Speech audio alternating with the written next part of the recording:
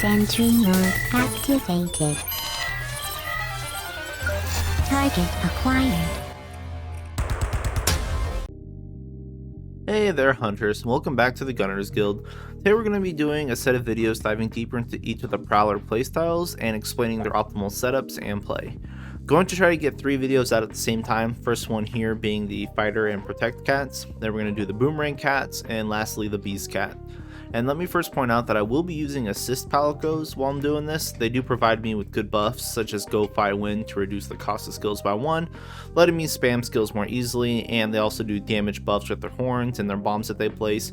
So I'm not going to have those slotted on my cats themselves, but you might want to use that yourself if you're doing like TA or something. Now with that out of the way, let's just dive into this. So let's start with the fight cat setup. I've previously done a video showing how we're setting up our optimal fight cats, and there are a few options you have, but with this we're going to go with this kind of setup. Should be effective all around for melee and ranged.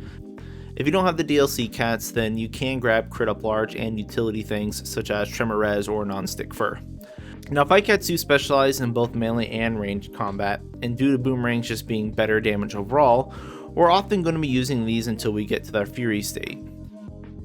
When we get there, we can use aerial dodge to do more melee oriented things. That's not to say you should skimp out on melee attacks. Boomerangs can do great things with their melee mix-ups as well. After you throw a boomerang, you can press X to do the jump attack at a target, which does mounting status and has good gauge build-up.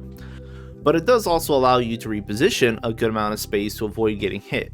You should be using this a lot as fight cat, to be honest. Also, after the second boomerang, you can finish up with a boomerang swipe combo that hits up to 4 times for some really serious damage as well, especially on a down monster.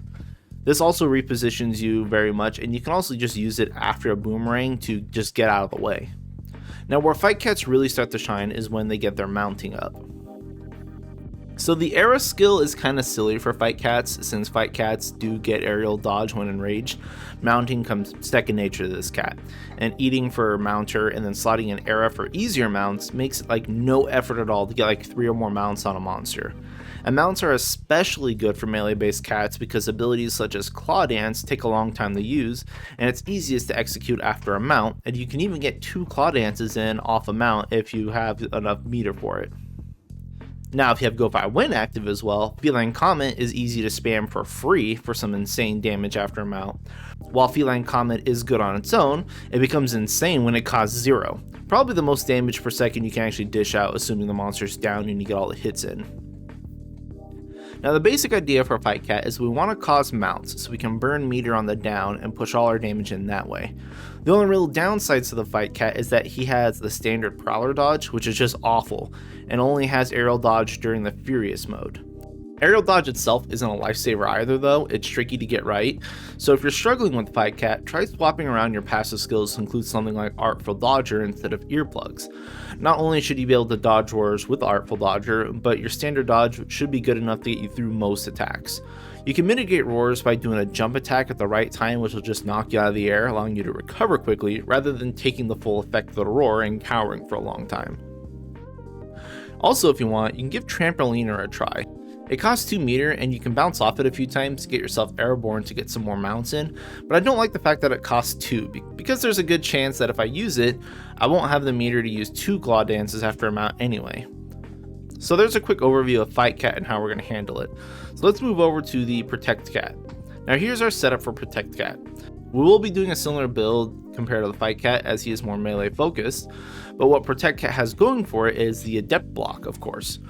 We can follow up the Adept block with the Claw Swipe or the Aerial Spin to win. And since we have Adept Guard, we're not going to need Earplugs or Artful Dodger. Heck, we don't even need Guard up large. Guard Boost is all we really should need, so we can focus on more offensive skills. Outside of the Adept block encounter, Protect Cat will play similarly to the Fight Cat, just with much less emphasis on mounting. Now luckily we can use skills such as Feline Comet right out of the Adept Guard, which is great when you have Go Fight Win active. Now as you can imagine, Protect Cat is going to be playing much closer to the monster since our only defense is our guard. And so the fight ends up being more akin to a standard hunt where it's like a turn-based game. Monster swings, we block and counter with Spin to Win or Boomerang Slash, then rinse and repeat. While we do build up mount on the aerial spin to win, it's not going to be really our prime focus since it does take a little bit time to do after the adept block and we don't want to get slapped out of the air with a follow-up attack. We will eventually get a mount though, which is why we should abuse Claw Dance when we can, just like Fight Cat. Boomerangs are still going to be our primary source of damage here, as we don't want to waste time running towards the monster just to try to get a block encounter. We can just throw boomerangs as they're trying to get to us and then block when it gets to us, slash out of the way, rinse and repeat. With skills such as Counter Boost, Protect Cat ends up building a ton of meter, so there are a lot of skills we can spam and abuse with Protect Cat. Unfortunately, we don't get as many downs as Fight Cat, so things like Claw Dance become less likely. This is why I like to get traps for my Protect Cat as well. Since we'll have meter to burn, we can use the traps to give us opportunity to use Claw Dance. Mega Boomerang is also another option, though I don't think it's a great one, as we will be focusing on melee damage weapons, and we don't really have strong boomerang weapons for this cat. That being said, you can definitely use Protect Cat as just a boomerang cat with a depth guard and just focus on staying far away with mega boomerangs and buff boomerangs.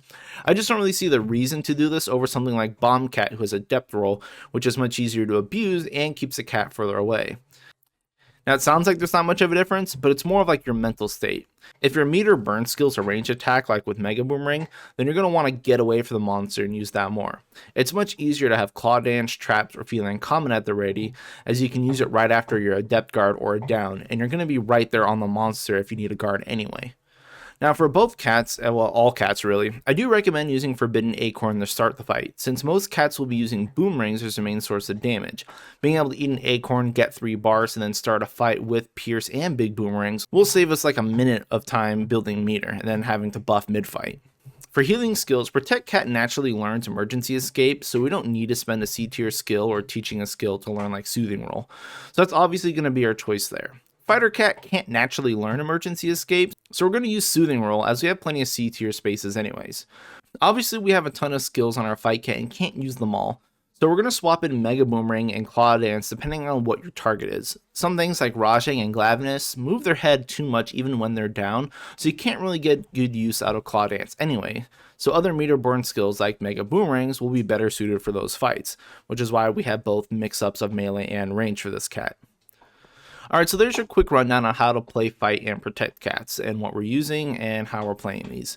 So hopefully you learned something, and thank you all for watching, and good luck out there, hunters.